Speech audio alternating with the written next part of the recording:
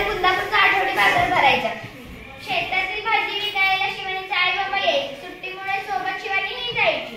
शिवानी आई बाबांना हिशोबात मदत करायची आणि मधून बाजारात चक्कर मारायची।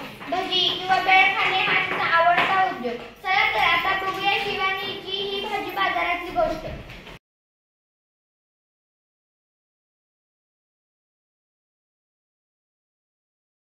भाजी घ्या, भाजी ताजी ताजी भाजी घ्या,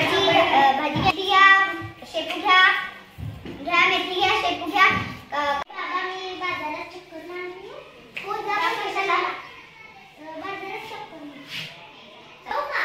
हो जा।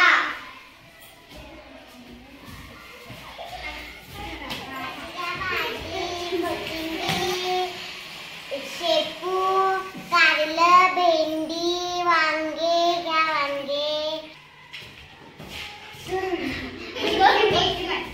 टोमॅटो घ्या, कांदा घ्या, 20 रुपयाला पावशेर। टोमॅटो घ्या, कांदा घ्या, 20 रुपयाला पावशेर, 20 रुपयाला पावशेर।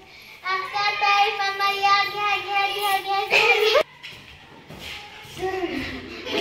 प्लेट 10 रुपयाला। दही पाणीपुरी, दही पाणीपुरी 1 प्लेट 10 रुपयाला। मावशी घ्या।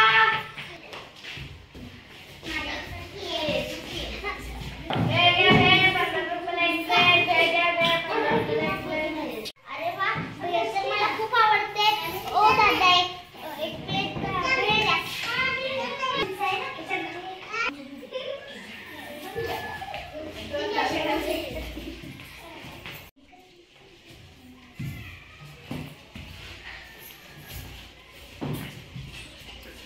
एका रविवारी अशीच फिरत शिवानी बाजारातल्या मिठाईच्या दुकानापाशी आली। मिठाई पाहत ती सहजच उभी होती। हलवाई तिच्याकडे पाहत होता।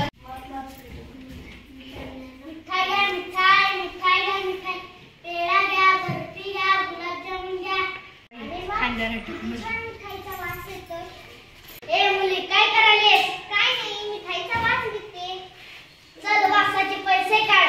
ए मुली पैसे काढ। कसले पैसे? बाबाजी माझ्या मिठाईचा वास घेते त्याचे पैसे काढ।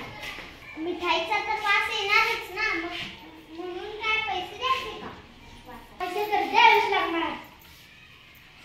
पैसे तर दिलेच पाहिजे म्हणून हलवाई ओरडू लागला। हळूहळू बघ्यांची गर्दी जमली। अरे देव, कसला माणूस आहे हा? पैसे कुठे? पैसे द्यावे लागतात का? हो, मिठाईचा वास घेते त्याचे पैसे दे।